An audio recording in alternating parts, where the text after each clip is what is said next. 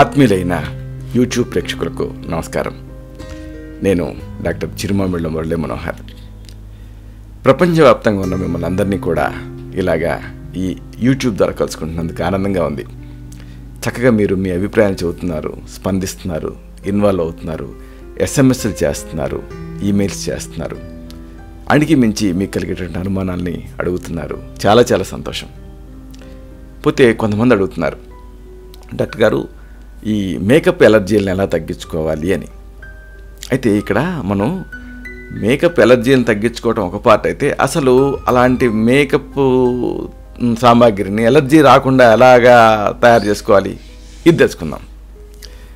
సహజ వస్తువులతోటి మేకప్ సామాగ్రిని ఎలాగ తయారు చేసుకోవచ్చు ఇది మనం ఈ కార్యక్రమంలో తెలుసుకుందాం. ఎందుకంటే ఈ మధ్య మేకప్ చాలా అత్యవసరం అయిపోయింది, చాలామంది వాడుతున్నారు.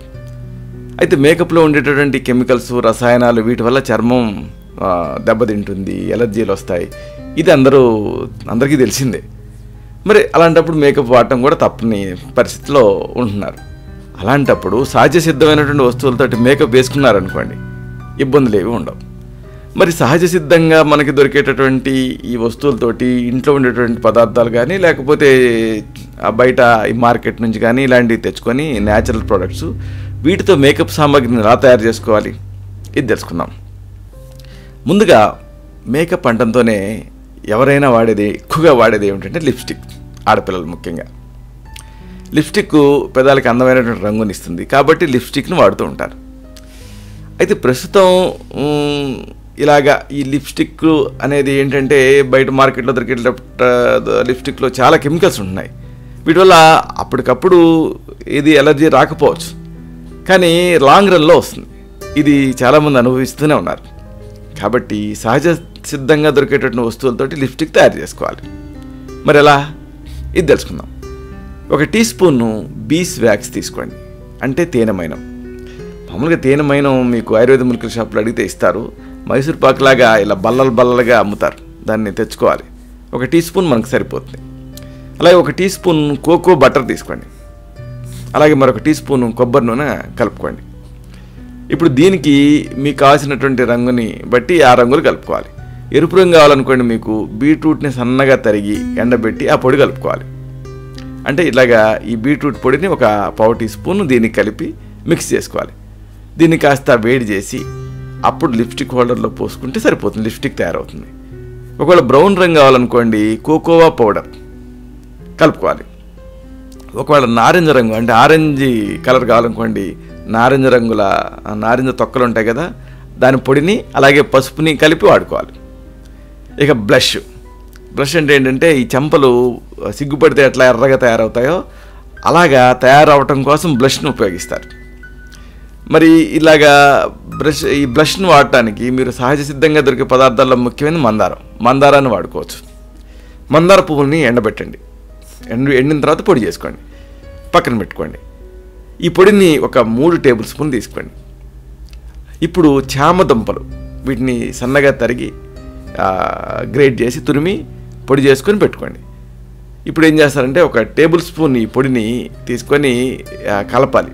అంటే మందార పువ్వులు, చామదుంపల పొడి 2 కలిపి మిక్సీ పట్టండి. దీనివల్ల 2 పొడులు కలిసిపోతాయి. దీన్ని జల్లించి దీనికి 4-5 చుక్కలు ఎసెన్షియల్ ఆయిల్ కలపండి. కాస్త బాదం నూనె కూడా వేయండి. అంతే, మీకు బ్లష్ సిద్ధం అవుతుంది. దీన్ని ఒక బౌల్లో వేసి మూత పెట్టుకొని ఎప్పుడు కావాలనుకుంటే అప్పుడు బ్లష్ లాగా వాడుకోవచ్చు.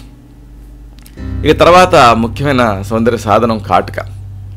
అందాన్ని పెంచడంలో ఈ ఐ మేకప్ అనేది ముఖ్యమైనది.